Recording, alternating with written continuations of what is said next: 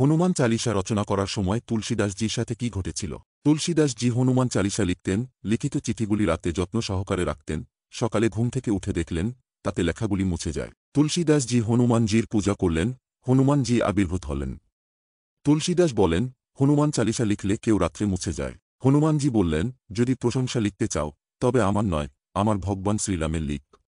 সেই সময় তুলসীদাসজি অযোধ্যা ঘটনার প্রথম দফার কথা ভাবলেন। তিনি তা হনুমান চালিসা শুরুতে লিখেছিলেন। শ্রীগুরচারণ সরোজ রাজনাজমেন মুকুর সদহারি ভারানন রাজুবর বামল জেসু জোডে ফলচেয়ারি। তাই হনুমানজি বললেন, আমি রঘুবর নই। তুলসীদাসজি বললেন, আপনি এবং ভগবান শ্রীরাম একই প্রসাদ পেয়ে অবতারণা করেছেন, তাই আপনিও রঘুবর। তুলসীদাস মনে করিয়ে দিলেন যে ব্রহ্মার জগতে শুভচালা নামে এক অপ্সরা বাস করত, যে একসময় ব্রহ্মার প্রতি মোহগ্রস্ত ছিল এবং ক্রোধে ব্রহ্মা তাকে শকুন হওয়ার অভিশাপ দিয়েছিলেন।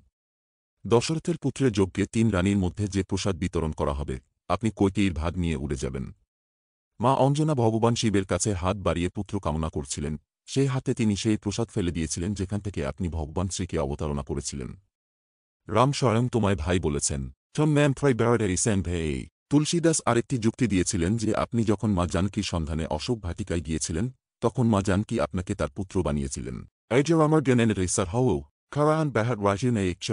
মা জানকীর খোঁজ করে ফিরে এসে ভগবান শ্রীরাম স্বয়ং তোমাকে পুত্র বানিয়েছিলেন। সোনু সটোয়ন মেইন নেহীন টেকিন কারে বিচারম্যান মাইহীন। সেজন্য তুমিও রঘুবর হয়েছ। তুলসীদাসের এই যুক্তি শুনে হনুমানজির জ্ঞান হওয়া উচিত। পৃথিবীতে প্রায়ই বলা ও শোনা যায় যে একজন মানুষের খুব সোজা এবং সরল হওয়া উচিত নয়। সবাই একজন সরল এবং সরল মানুষের সুবিধা নেয়। এটাও একটি প্রবাদ যে কেউ আঁকাবাঁকা গাছকে স্পর্শ করে না, কেবল একটি সোজা গাছ কাটা হয়। প্রকৃতপক্ষে পৃথিবী কুটিল লোকদের কাছ থেকে পালিয়ে যায়, অন্যদিকে সরলরা হয়রান হয়। কিন্তু এই কথাটা বুঝুন যে পৃথিবীতে যা কিছু সৃষ্টি হয়েছে তা কুটিল মানুষ নয়, সোজা মানুষই করেছে। যদি একটি সোজা গাছ কাটা হয়, তাহলে কাঠ ভবন নির্মাণ বা বিল্ডিং সজ্জাতেও দরকারি। এমনকি মন্দিরে যে শিলা থেকে ভগবানের রূপ দেখা যায় সেটি আঁকাবাঁকা শিলা নয়, সোজা পাথর। যে বাঁশি সুরেলা আওয়াজ আমরা শুনতে উপভোগ করি, তাও একটি সোজা বাঁশ গাছ থেকে তৈরি। সোজা মানুষ গোবিন্দের প্রিয়।